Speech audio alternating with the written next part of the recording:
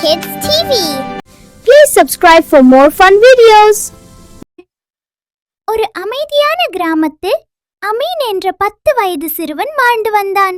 அவன் அடிக்கடி குறை கூறுவான். அவன் அம்மா மெதுவாக சொல்லுவார், மகனே, அல்லாஹ் கொடுத்தவற்றுக்கு நன்றி சொல்ல வேண்டும். ஒரு நாள் மாலை மசூதியில் உஸ்தாத் அவர்கள் ஒரு ஹதீஸ் கூறினார்கள். அல்லாஹ்க்கு நன்றி கூறுபவன் மேலும் அருளை பெறுவான். பசியின் பாடம்.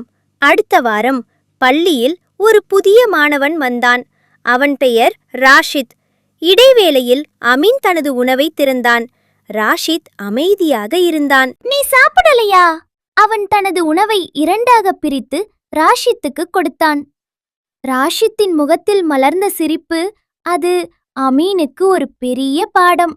அந்த மாலை அமீன் அம்மாவிடம் சொன்னான், அம்மா, எனக்கு எல்லாம் இருக்கிறது. நான் தான் புரியாமல் இருந்தேன்.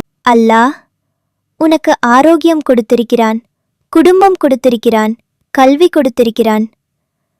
அமீன் முதல் முறையாக மனமாற சொன்னான், அல்ஹம்துலில்லாஹ். அந்த ஒரு வார்த்தை அவன் இதயத்தில் அமைதியை நிரப்பியது. ரமலான் மாதம் வந்தது. அமீன் நோன்பு நோற்க முடிவு செய்தான். மதிய நேரத்தில் அவனுக்கு பசி அதிகமானது. ஆனால் அவன் நினைத்தான், ராஷித் சில நாட்களில் உணவே இல்லாமல் இருக்கிறான். அவன் மெதுவாக துஆ செய்தான்.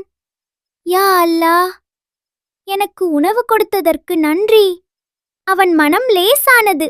ஈத் வருகிற நாய் அமீனுக்கு புதிய உடை வாங்கப்பட்டது. ஆனால் ராஷித் பழைய உடையிலேயே இருந்தான். அப்பா, ராஷித்துக்கும் ஒரு உடை வாங்கலாமா? அப்பாவின் கண்களில் பெருமை தெரிந்தது. ஈத் காலை ராஷித் புதிய உடை அணிந்து வந்தான். அவன் கண்களில் கண்ணீர். நன்றி என்றான். அமீன் மெதுவாக சிரித்தான். நன்றி அல்லாஹ். அந்த நாளிலிருந்து அமீன் குறை கூறவில்லை.